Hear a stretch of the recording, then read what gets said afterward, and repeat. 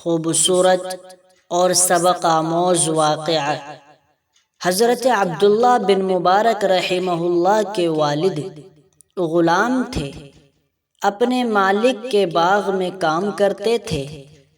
ایک مرتبہ مالک باغ میں آیا اور کہا، میٹھا انار لائیے۔ مبارک ایک درخت سے انار کا دانہ توڑ کر لائے۔ مالک نے چکھا تو کھٹا تھا، اس کی تیوری پر بل آئے، کہا، میں میٹھا انار مانگ رہا ہوں، تم کھٹا لائے ہو۔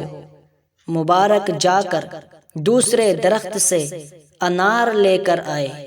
مالک نے کھا کر دیکھا تو وہ بھی کھٹا تھا۔ غصہ ہوا اور کہنے لگا کہ میں نے تم سے میٹھا انار مانگا ہے اور تم جا کر کھٹا انار لے کر آئے۔ مبارک گئے اور ایک تیسرے درخت سے انار لے کر آئے۔ اتفاقاً وہ بھی کھٹا تھا۔ مالک کو غصہ بھی آیا اور تعجب بھی ہوا۔ پوچھا، تمہیں ابھی تک میٹھے کھٹے کی تمیز اور پہچان نہیں؟ مبارک نے جواب میں فرمایا، میٹھے کھٹے کی پہچان کھا کر ہی ہو سکتی ہے، اور میں نے اس باغ کے کسی درخت سے کبھی کوئی انار نہیں کھایا۔ مالک نے پوچھا، کیوں؟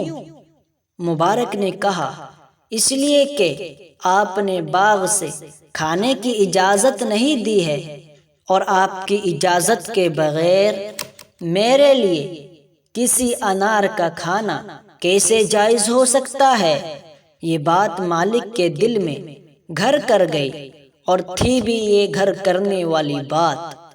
تحقیق کرنے پر معلوم ہوا کہ واقعتاً مبارک نے کبھی کسی درخت سے کوئی انار نہیں کھایا۔ مالک اپنے غلام مبارک کی اس عظیم اور بڑی دیانتداری سے اس قدر متاثر ہوا کہ اپنی بیٹی کا نکاح ان سے کرایا۔ اس بیٹی سے حضرت عبداللہ بن مبارک رحمہ اللہ پیدا ہوئے۔ حضرت عبداللہ بن مبارک کو اللہ جل شانہ نے علماء اسلام میں جو مقام عطا فرمایا وہ محتاج تعارف نہیں۔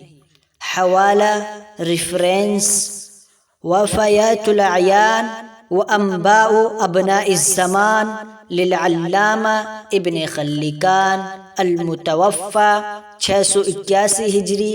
ترجمہ عبداللہ بن مبارک، جلد نمبر 3، صفحہ نمبر 32، الناشر، دار صادق، بیروت۔